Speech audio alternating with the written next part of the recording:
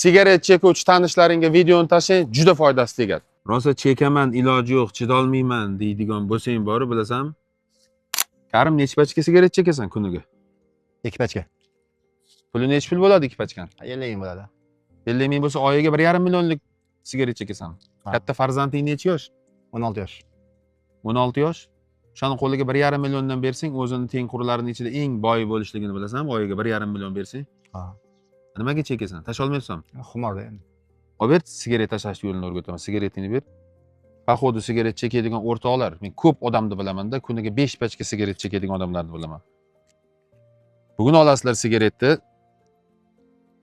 sindirib otaverasizlar, mana shunchani chekasizlar. Ertaga yana sindirib otaverasizlar, men chekasizlar. Oxiri bir o'zi bir 10 kunga kelganda bir tortim sigaret qoladi ichida.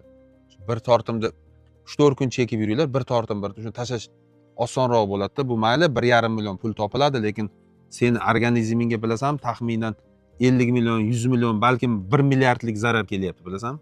O'zingni o'zing pulga zaharlab yuribsan-da. Odamlar asli pul olib ham o'zini o'zi zaharlamaydi-da. Shunaqa odamlar bor, pul bersang zaharlamaydi o'zini. Sen ham pulni xarajat qilyapsan, ham o'zingni o'zing ichingdan yemiryapsan.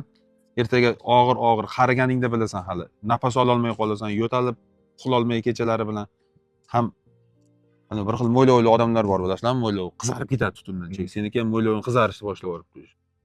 Chekmagin o'rtoq. Rosa chekaman, iloji yo'q, chidolmayman deydigan bo'lsang bori, bilasan? Nos chek.